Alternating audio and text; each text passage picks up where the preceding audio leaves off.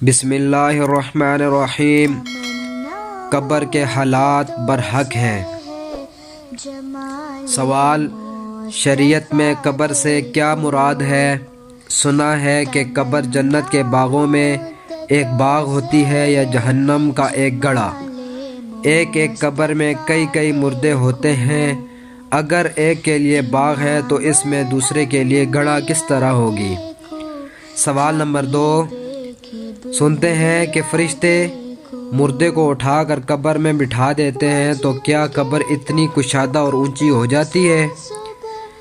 سوال نمبر 3، سنا ہے سانس نکلتے ہی فرشتے روح آسمان پر لے جاتے ہیں، پھر وہ واپس کس طرح اور کیوں آتی ہے؟ قبر کے سوال و جواب کے بعد کہاں ہوتی ہے؟ جواب سن لیجئے۔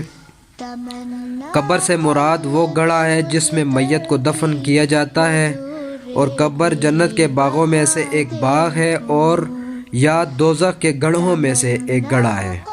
یہ حدیث کے الفاظ ہیں۔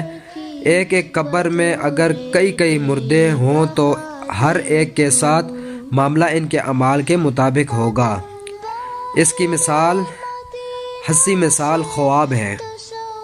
ایک ہی بستر پر 2 آدمی سو رہے ہیں، ایک تو خواب میں باغات کی سیر کرتا ہے اور دوسرا سخت گرمی میں جلتا ہے۔ جب خواب میں یہ مشاہدے روزمرہ ہیں تو قبر کا عذاب و ثواب تو عالم غیب کی چیز ہے، اس میں کیوں اشکال کیا جائے؟ جواب نمبر 2 سن لیجئے۔ جی ہاں، مردے کے حق میں اتنی کشادہ ہو جاتی ہے۔ ویسے آپ نے کبھی قبر دیکھی ہو تو آپ کو معلوم ہوگا کہ قبر اتنی بنائی جاتی ہے جس میں آدمی بیٹھ سکے۔ جواب نمبر 3 سن لیجئے۔ حدیث میں فرمایا ہے کہ روح میت میں لٹائی جاتی ہے۔ اب روح خواہ علیین یا سجین میں ہو، اس کا ایک خاص تعلق بدن سے قائم کر دیا جاتا ہے، جس کی وجہ سے بدن کو بھی ثواب یا عذاب کا احساس ہوتا ہے، مگر یہ معاملہ عالم غیب کا ہے، اس لیے ہمیں میت کے احساس کا عام طور سے شعور نہیں ہوتا۔ عالم غیب کی جو باتیں ہمیں حضرت صلی اللہ علیہ وآلہ وسلم نے بتائی ہیں، ہمیں ان پر ایمان لانا چاہیے۔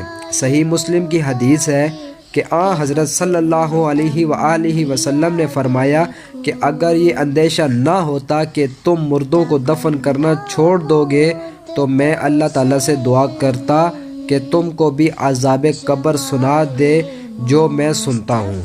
اس حدیث سے چند باتیں معلوم ہوئیں۔ نمبر 1، قبر کا عذاب برحق ہے۔ یہ عذاب سنا جا سکتا ہے اور حضرت صلی اللہ علیہ وآلہ وسلم اس کو سنتے تھے۔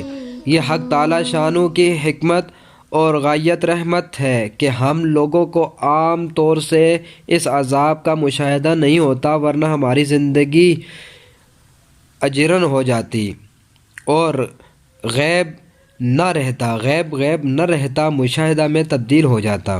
جواب سن لیجئے۔ یہ عذاب اس گڑھے میں ہوتا ہے جس میں مردے کو دفن کیا جاتا ہے اور جس کو عرف عام میں قبر کہتے ہیں، ورنہ حضرت صلی اللہ علیہ وآلہ وسلم یہ نہ فرماتے کہ اگر یہ اندیشہ نہ ہوتا کہ تم مردوں کو دفن کرنا چھوڑ دو گے تو ظاہر ہے کہ اگر عذاب اس گڑھے کے علاوہ کسی اور برزخی قبر میں ہوا کرتا تو تدفین کو ترک کرنے کے کوئی معنی نہیں تھے۔